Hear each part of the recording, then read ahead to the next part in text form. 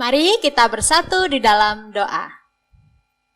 Bapa kami yang ada di dalam kerajaan surga, pada pagi hari ini kami mengucap syukur karena Tuhan boleh menolong kami, karena Tuhan boleh melindungi setiap kami.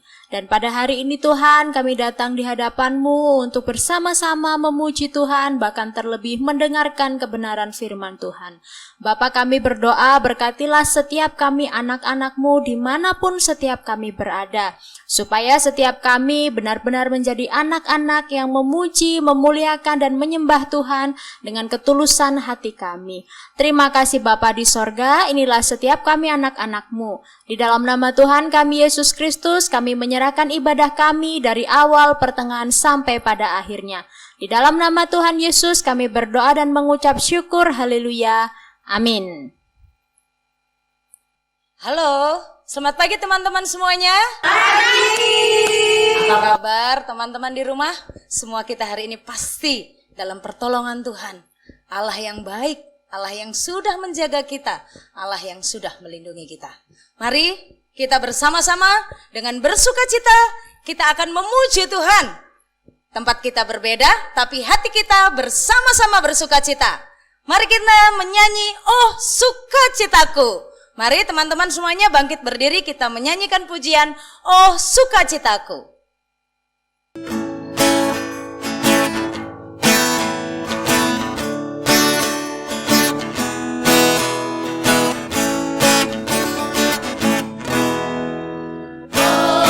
Sukacitaku, pam-pam-pam, sejak ku jumpa Yesus.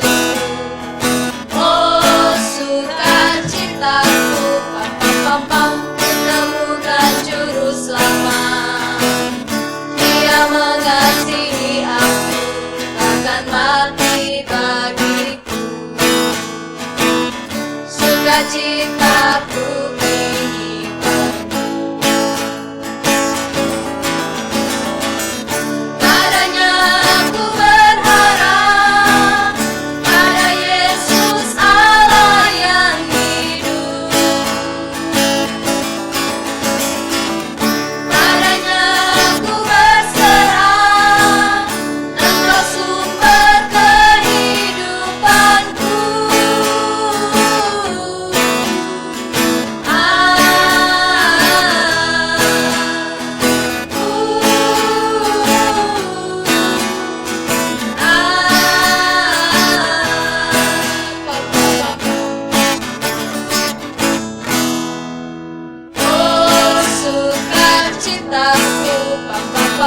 sejak ku jumpa Yesus.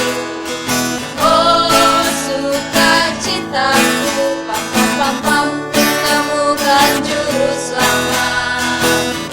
Dia mengasihi aku, bahkan mati bagiku. Sukacitaku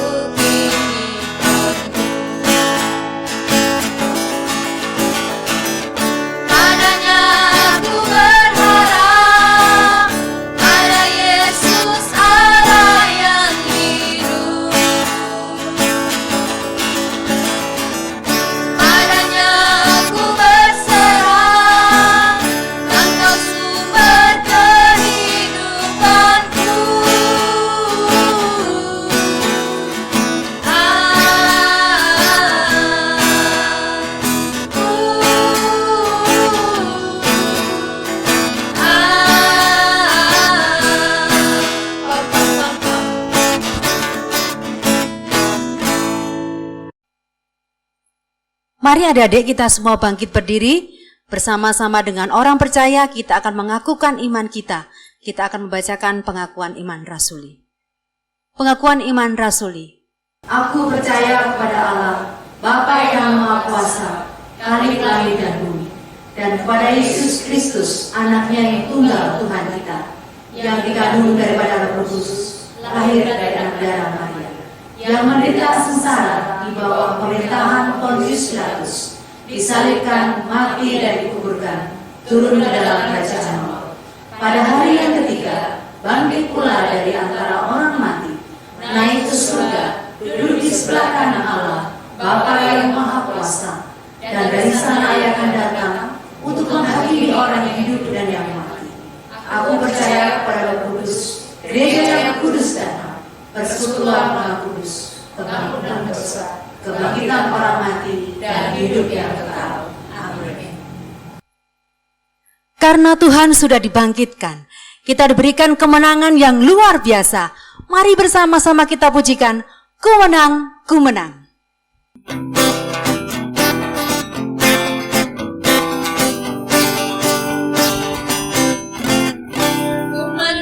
Ku menang bersama Yesus Tuhan.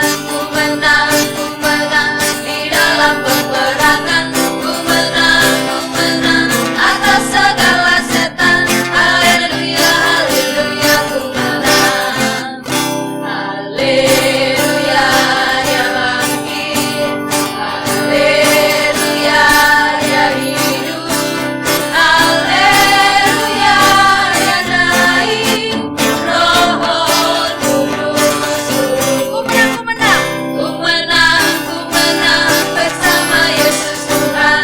Ku menang di dalam peperangan. Ku menang atas segala setan. Haleluya, haleluya, ku menang.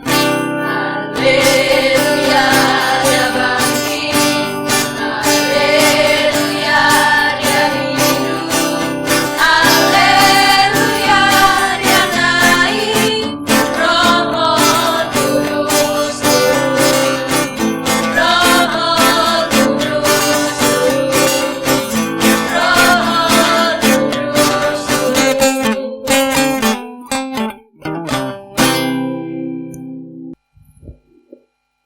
Mari sama-sama kita menyiapkan hati kita untuk mendengarkan firman Tuhan. Kita pujikan, Kusiapkan hatiku Tuhan. Siapkan hatiku Tuhan untuk dengar firman-Mu saat ini. Ku sujud menyembah-Mu Tuhan, masuk hadirat-Mu saat ini.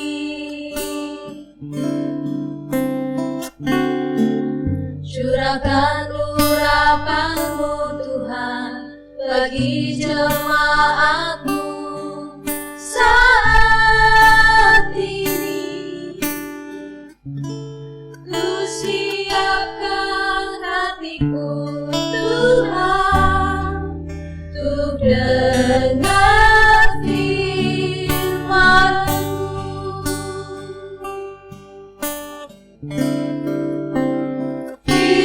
Firman-Mu Tuhan, tiada berubah.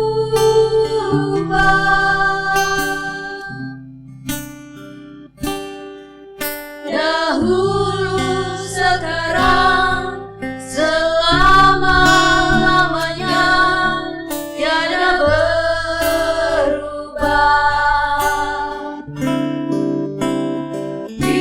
Firman-Mu Tuhan, penolong hidupku. Ku siapkan hatiku Tuhan untuk dengar firman-Mu. Ku siapkan hatiku Tuhan. Ku siapkan hatiku Tuhan untuk dengar firman-Mu saat ini. Ku sujud menyembah-Mu Tuhan, masuk hadirat-Mu saat ini.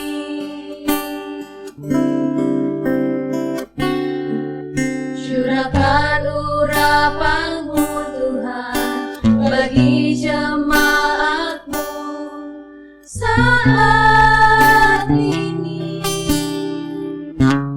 Ku hatiku Tuhan, untuk dengar firman-Mu. Firman-Mu Tuhan tiada berubah. Firman-Mu Tuhan, tiada berubah.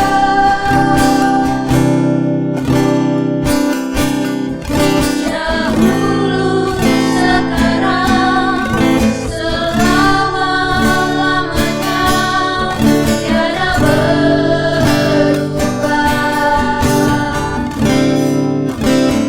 Firman-Mu Tuhan, penolong hidup.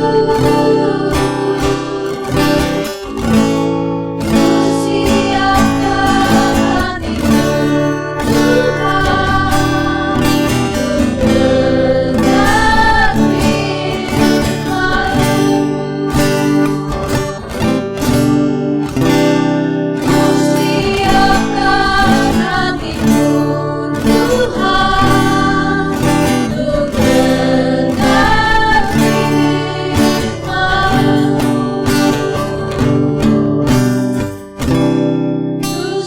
Siapkan hatiku Tuhan, untuk dengar firman-Mu.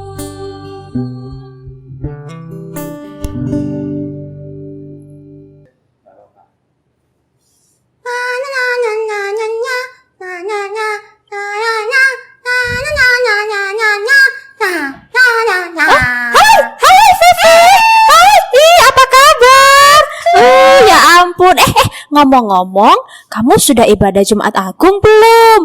Kalau aku sih sudah loh. Tadi lose-loseku sudah ngirim videonya. Jadi aku sudah ibadah. Kalau kamu gimana? Ayo.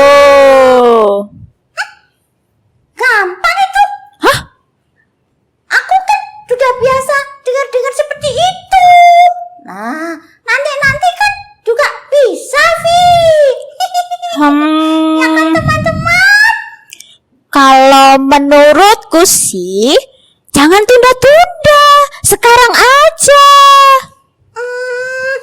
Apa sih Jumat Agung itu, Vi? Kalau kamu nggak tahu, coba deh kamu tanya sama nenekmu atau sama mamamu yang ada di rumah. Iya. Ya udah deh kalau gitu, aku pulang dulu ya. Sampai jumpa lagi. Dadah. Aku mau ketemu sama nenekku dulu ya. Bentar ya.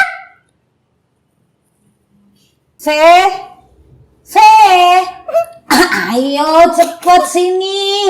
Kamu itu dari mana saja? Cepet ayo. Nenek temani kamu untuk kamu duduk dengar firman Tuhan. Ini hari Jumat, bukan Jumat biasa, tapi ini Jumat Agung, Feve.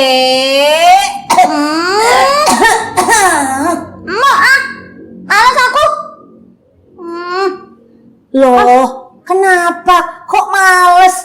Mau ibadah Jumat Agung, kok males? Ini hari khusus. Libur-libur disuruh gitu terus-terusan. Males aku. Aku nggak mau. Apa itu Jumat Agung? Loh, Jumat Agung itu hari yang istimewa. Soalnya di hari Jumat Agung itu Tuhan Yesus berkorban mati di salib. Nenek.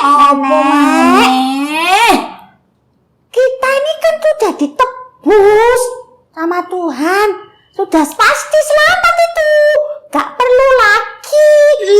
Dengar ibadah online tuh gak perlu lagi.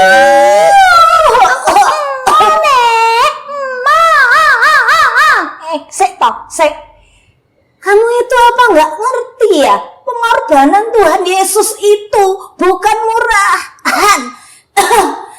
Justru karena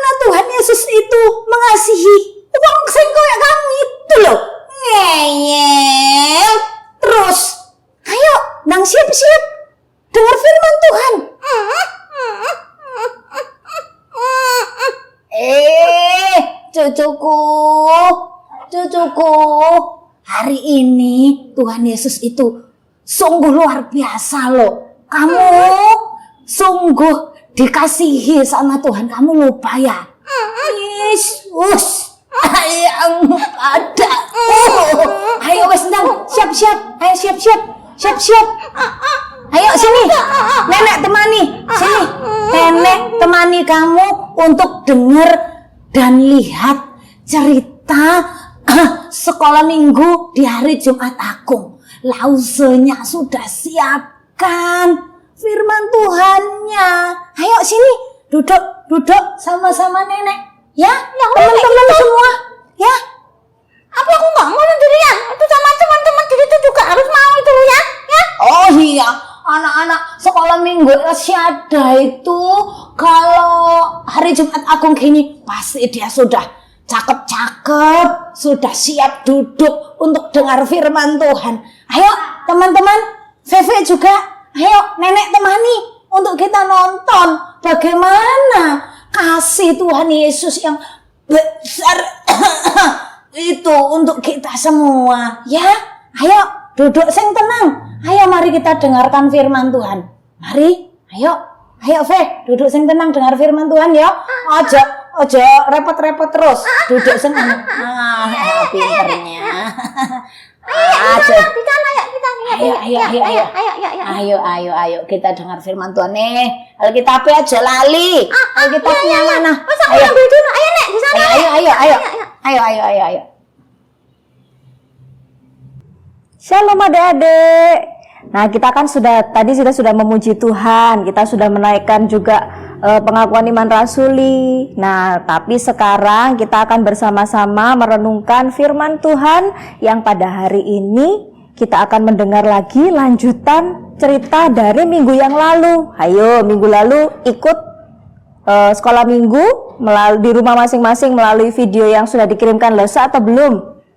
Ya, kita hari ini mau melanjutkan cerita dari minggu yang lalu. Tapi sebelum itu, mari kita satu di dalam doa. Yuk semua adik-adik yang ada di rumah, yang mengikuti ibadah ini, mari kita semua ambil sikap berdoa di hadapan Tuhan. Bapa di dalam kerajaan surga, terima kasih untuk hari ini kami kembali boleh beribadah kepada Tuhan. Kami bersyukur Tuhan masih berikan kami kesehatan sehingga hari ini kami boleh memuliakan Tuhan melalui pujian kami. Dan hari ini kami juga mau dengar firman Tuhan. Kiranya Tuhan memberkati kami supaya kami boleh duduk tenang mendengarkan firman-Mu di rumah kami masing-masing. Jauhkan kami dari segala gangguan supaya kami konsentrasi. Terima kasih Tuhan.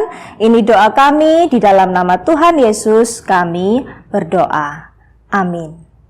Nah, adik-adik, pada hari ini firman Tuhan temanya adalah Yesusku itu disalibkan. Yesusku itu disalibkan. Nah, untuk adik-adik yang sudah lancar membaca, kita akan merenungkan firman Tuhan dari Alkitab. Ayo, Alkitabnya udah diambil belum? Ayo, saya kasih waktu untuk ambil Alkitabnya ya. Jangan cuma sekedar mengikuti, tapi kita harus sambil buka Alkitab. Untuk adik-adik yang playgroup, sekali lagi, kan belum bisa membaca, jadi dengarkan Lose, karena Lose nanti akan ceritakan dengan alat-alat peraga. Firman Tuhan kita pada hari ini diambil dari Yohanes pasal yang ke-18. Yohanes pasal yang ke-18 hingga pasal yang ke-19. Nah, kita tidak akan baca semuanya ya, karena ceritanya panjang.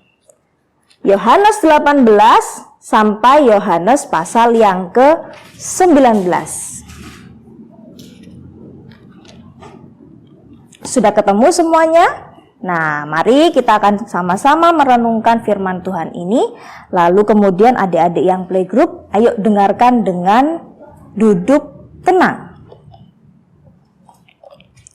Nah, Lose mau lanjutkan cerita dari minggu yang lalu. Ada yang masih ingat di hari Minggu kita cerita terakhir ceritanya seperti apa? Ketika Yesus selesai berdoa di Taman Getsemani, selesai dia bersama-sama mengajak murid-muridnya meninggalkan Taman Getsemani,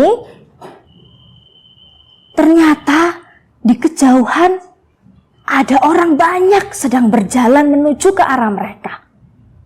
Tak, tak, tak, tak. Wah, siapa ya mereka? 11 murid dan juga Tuhan Yesus saling berpandangan. Siapa ya yang datang kepada mereka?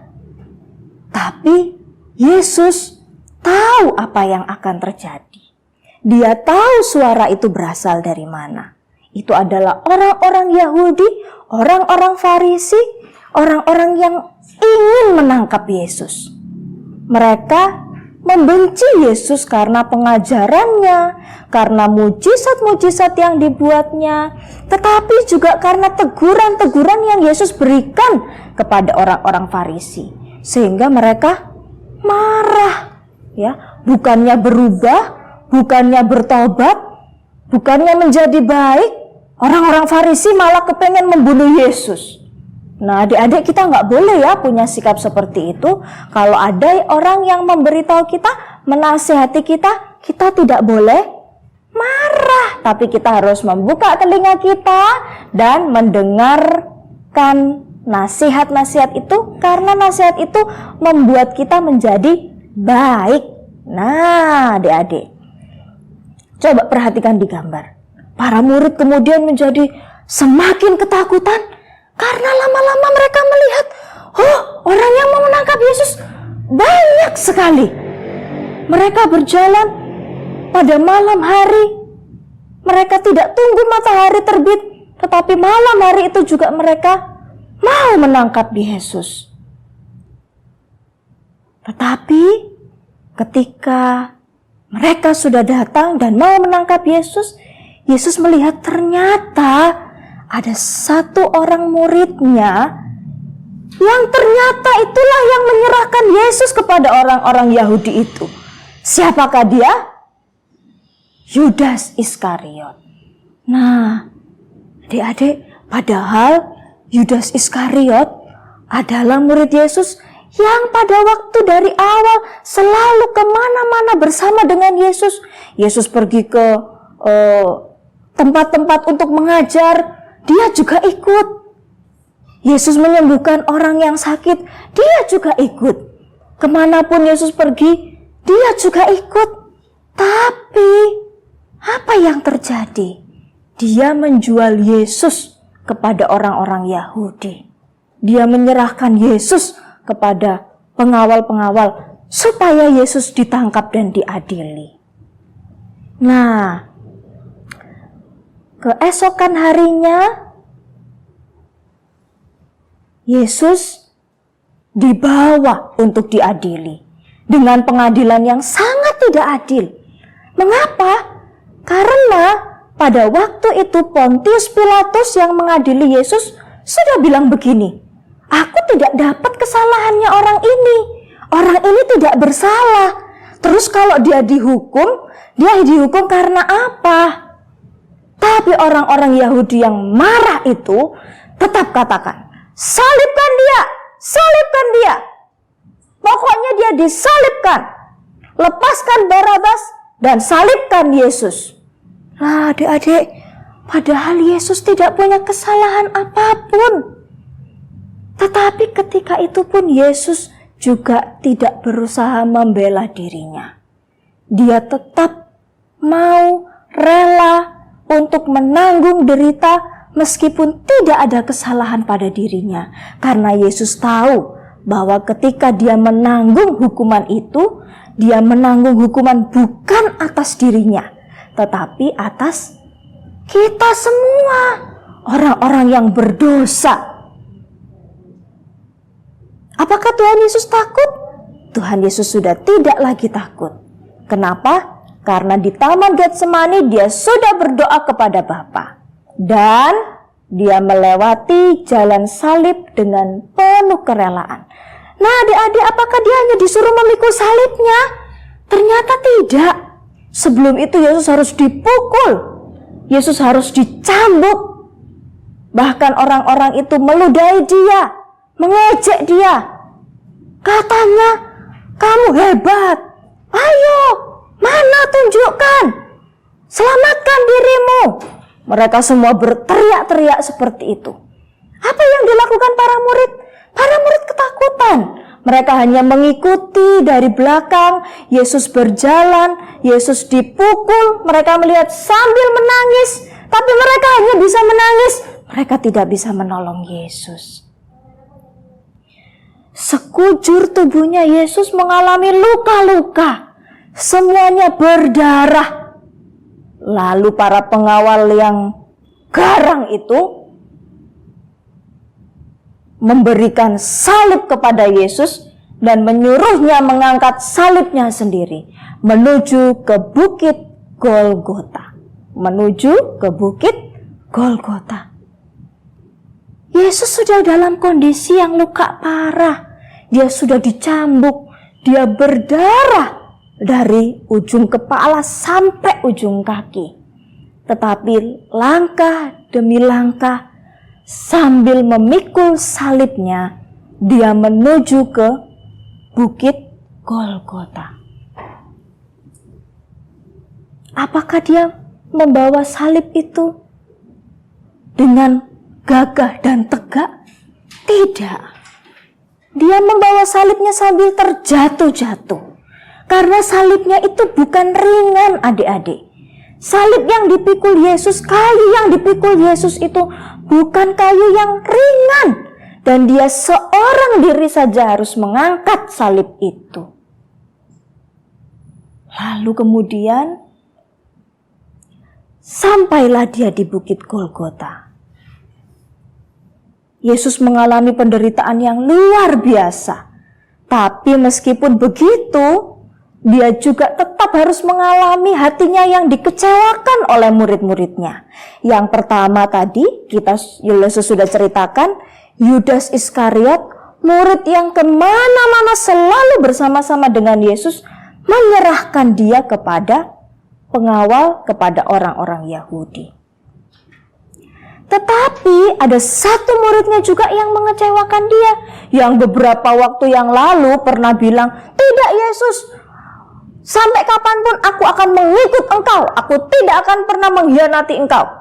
Tapi kemudian Yesus juga bilang kepada dia, tidak, sebelum ayam berkokok engkau menyangkal aku 3 kali. Dan itu terjadi, adik-adik. Pada waktu Yesus memikul salibnya, ada orang yang bertanya kepada dia, nah, kamu kan salah satu muridnya, ayo ngaku. Karena dia takut nanti akan dihukum juga seperti Yesus, dia berkata pada saat itu kepada orang-orang yang bertanya kepada dia, bukan, aku gak kenal itu siapa. Kemudian dia pergi, dia menyangkal Yesus. Hati Yesus sedih? Ya. Tetapi Yesus pun sudah mengampuni Petrus dengan apa yang dilakukannya. Setelah sampai di bukit Golgota, para pengawal itu memakukan tangan Yesus di kayu salib. Adik-adik, paku yang dipakai untuk menancapkan tubuh Yesus di atas salib itu bukan paku yang kecil, tetapi paku yang besar yang menembus tangannya. Adik-adik bayangkan betapa sakitnya yang dialami oleh Yesus.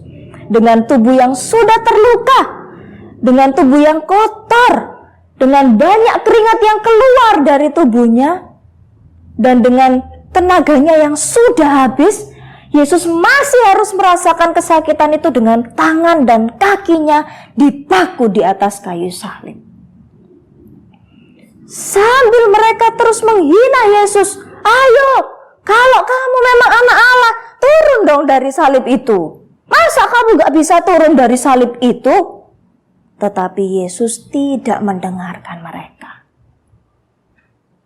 Kemudian setelah tangan dan kakinya terpaku, salibnya ditegakkan di bukit Golgota.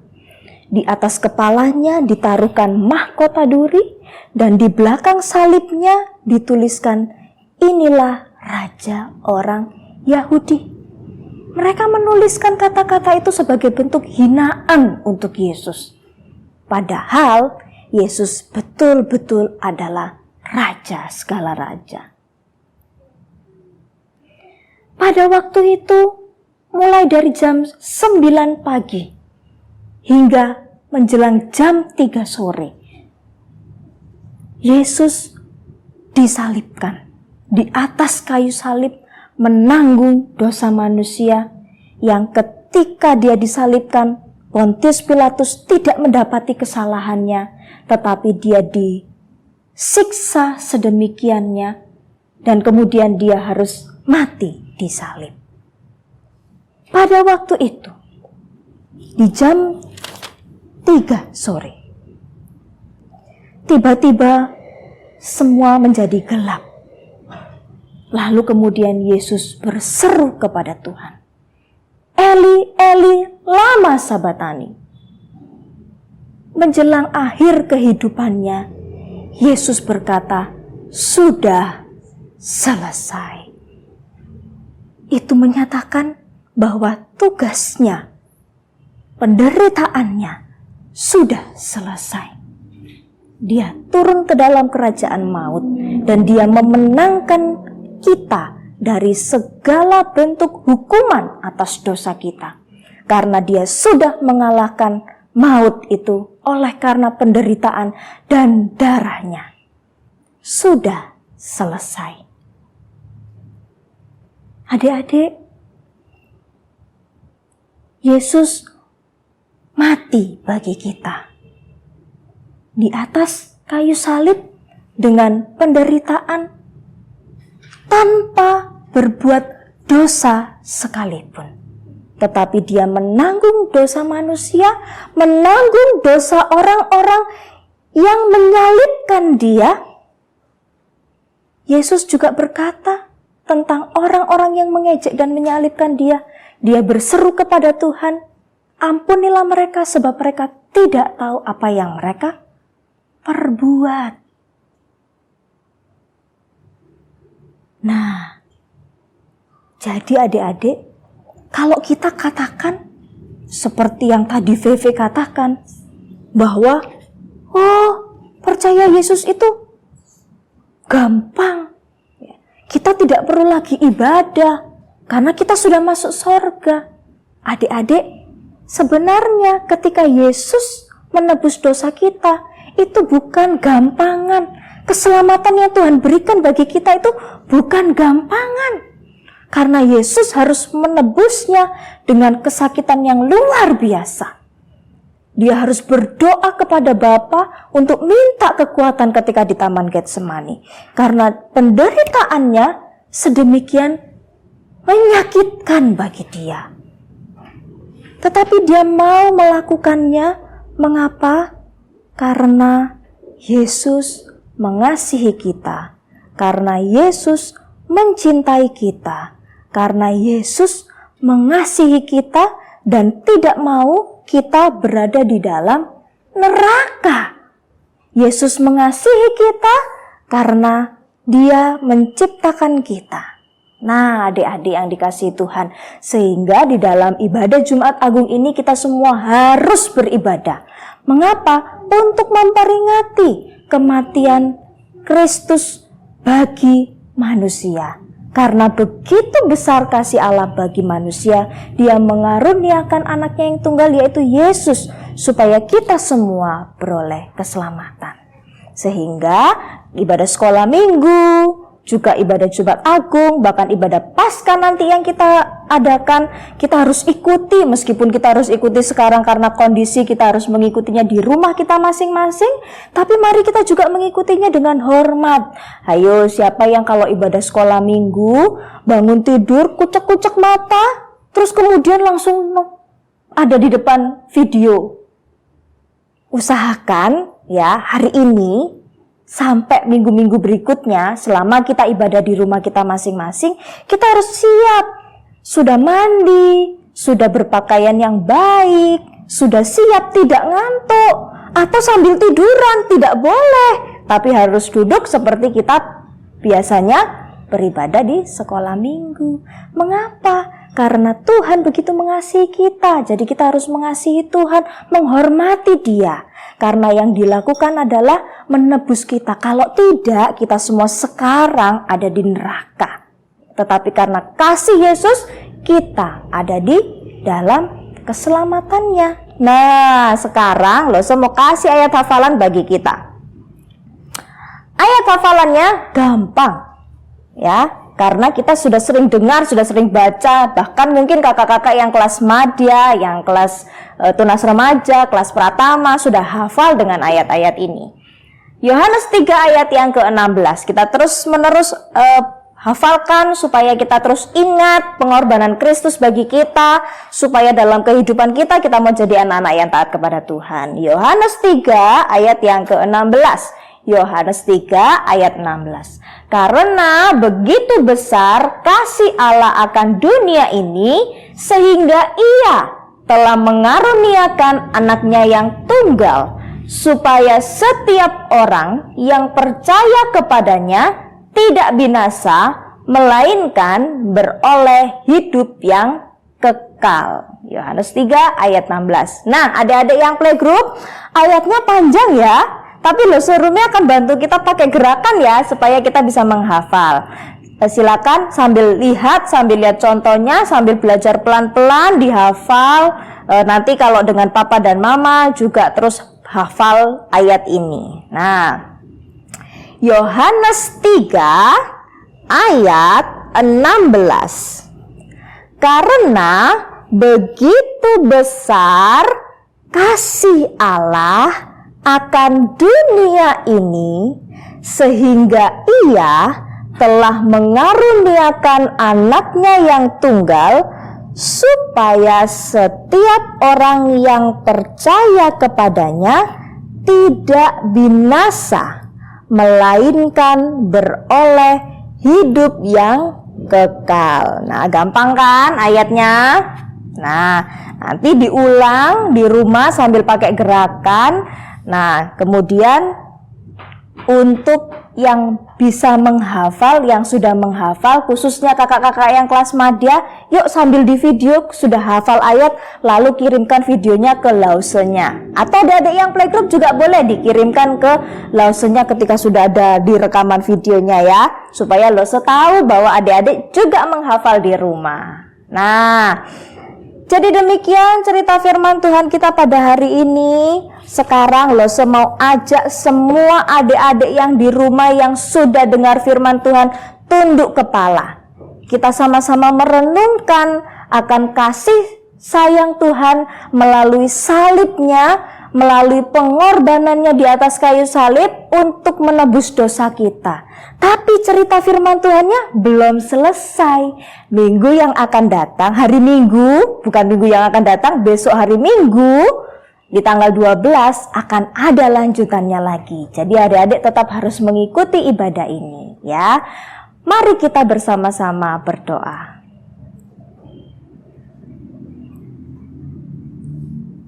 Bapa di dalam kerajaan surga, terima kasih karena kami sudah mendengar akan firman-Mu. Tuhan memberkati kami dan Tuhan menolong kami supaya kami menjadi anak-anak yang senantiasa bersyukur sebab Engkau baik. Engkau menebus dosa kami, Engkau mati di kayu salib bagi kami, dan Engkau memberikan hidup-Mu bagi kami supaya kami hidup. Terima kasih Tuhan, kami bersyukur karena kami boleh mengenal Engkau sejak kami anak-anak. Dan tolonglah kami Tuhan, supaya keluarga kami juga yang belum pernah mengenal Engkau, turut mendapatkan keselamatan. Terima kasih Tuhan, terpujilah nama Tuhan. Kami bersyukur untuk kebaikan Tuhan dalam hidup kami. Di dalam nama Tuhan Yesus kami berdoa. Amin.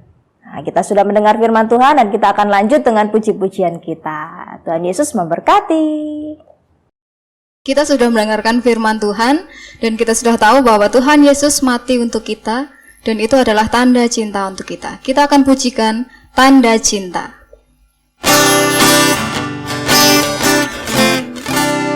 Tanda paku di kaki dan tangan, tanda cinta.